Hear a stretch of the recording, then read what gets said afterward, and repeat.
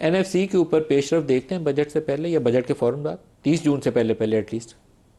دیکھیں N F C پہ جو پیش رفت ہے، کوئی ضروری نہیں ہے کہ این ایف سی کو تبدیل کر کے ہی جو ہے یا 18ویں ترمیم کو جو ہے وہ آگے پیچھے کر کے ہی این ایف سی کو کے مسئلے کو جو ہے حل کیا جا سکتا۔ ایک مسئلہ درپیش ہے، اس کو حل کرنے کے لیے کوئی بھی طریقہ کار جو ہے وہ اختیار کیا جا سکتا ہے، اور وہ طریقہ کار جو سب کے جو ہے وہ کنسنسس سے ہو اور سب کی اس میں تائید حاصل ہو، اس جیسی بات ہی کوئی نہیں۔ 30 جون سے پہلے کر سکتے ہیں اس کے اوپر؟ میرا خیال ہے کہ 30 جون سے پہلے یہ مشکل نظر آتا ہے، لیکن اس میں کوئی ایسی جلد بازی کرنے والی بات بھی نہیں ہے۔ 30 جون سے اگر پہلے نہیں ہوگا تو بعد میں بھی اگر ہو جائے تو کوئی ایسا معاملہ نہیں ہے۔ اگلا مالی سال آپ اس کو درست کر کے آگے جا سکتے ہیں۔ آپ کا ابھی جو قرضوں والی پوزیشن ہے وہ ٹربل سم اس لیے ہے کہ آپ کی انٹرسٹ پیمنٹس جو ملکی قرضوں کی ہے نا، انٹرسٹ پیمنٹ جو ڈومیسٹک لونز کے اوپر ہے وہ بہت اوپر چلی گئی ہے سر۔ اب تو پریکٹیکلی وفاق جب صوبوں کو پیسے دے دیتا ہے نا، اس کے پاس ملکی بینکوں کا قرضہ ادا کرنے کے پیسے نہیں ہیں۔ ہم اور بینکوں سے قرضہ لیتے ہیں ان کا پرانا قرضہ لٹانے کی ہاں، خاطر۔ یہ صورتحال تھوڑی مشکل ہے۔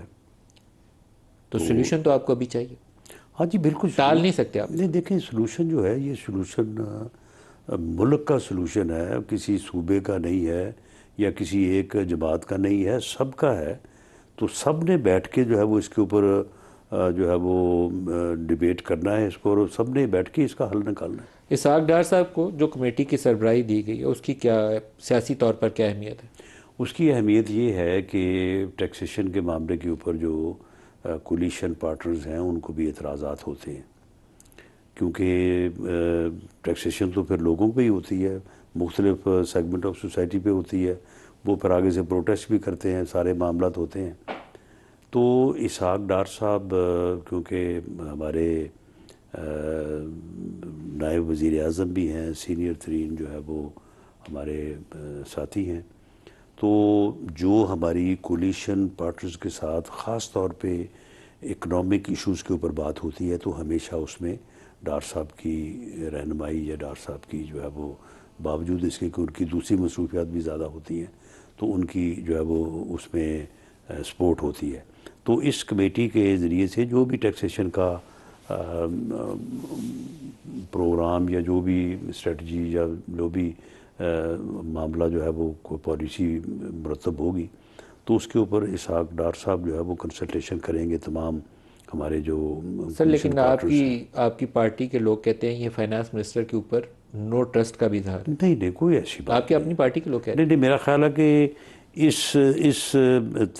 یعنی یہ کمیٹی کی تشکیل جو ہے یہ جو ہے وہ فائنانس منسٹر کی تجویز پہ ہی ہوئی ہوگی۔ نہیں سر، ان کی تجویز پہ نہیں ہوئی۔ نہیں سن لینا، فائنانس منسٹر کی ہی یہ ذمہ داری ہے جس کو جو ہے وہ کمیٹی کے لوگ جو ہے وہ فائنانس پورا منسٹر کریں کی گے۔ دی ہوئی جو ٹیکسیشن پرپوزلز تھیں اسی کے اوپر پرائم منسٹر نے اس اجلاس میں ڈار صاحب کی سربراہی میں کمیٹی بنا دی کہ یہ اس کو ریویو کرے گی، تو بیسیکلی تو نو ٹرسٹ کا اظہار نہیں، ہو اس گیا۔ میں یہ ہے نا کہ آپ دیکھیں اس کے اوپر وہ جو ٹیکسیشن کی پالیسی ہے اس کے اوپر کوئی دوسرے لوگوں کو، بلکہ جو پارلیمنٹ ہے پوری یعنی سینٹ ہے، قومی اسمبلی ہے، لوگوں سے ووٹ لینا ہے، لوگوں کو راضی کرنا ہے، لوگوں کے ساتھ اس کو ڈیبیٹ کرنا ہے۔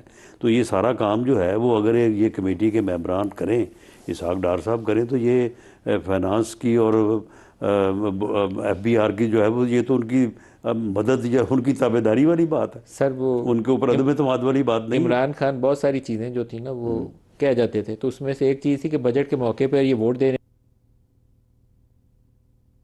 مدد ادھر سے لینی پڑے گی، ووٹ خود ہی پڑیں گے۔ نہیں، بریک لے ہمیں لیں۔ بالکل ان سے مدد لینی پڑے گی، اور انشاءاللہ تعالیٰ ووٹ لوگ مرضی سے کریں گے، اور ان کو ہم کنسنسس کے ساتھ جو ہے اس کے اوپر ہم سر کنسنسس پانی پہ بھی انہی کی مدد سے ہوگا، این ایف سی پہ بھی انہی کی مدد سے ہوگا، اور بجٹ پہ بھی انہی کی مدد سے ہوگا۔ نہیں چلیں، اگر ایک اچھے کام میں کوئی مدد کرتا ہے تو سب کو کرنی چاہیے، آپ کو بھی کرنی چاہیے۔ میں تو کر رہا ہوں آن ایئر سپورٹ کر رہا ہوں آپ کو این ایف سی بس پہ آپ کی سپورٹ بھی بڑا معنی رکھتی ہے۔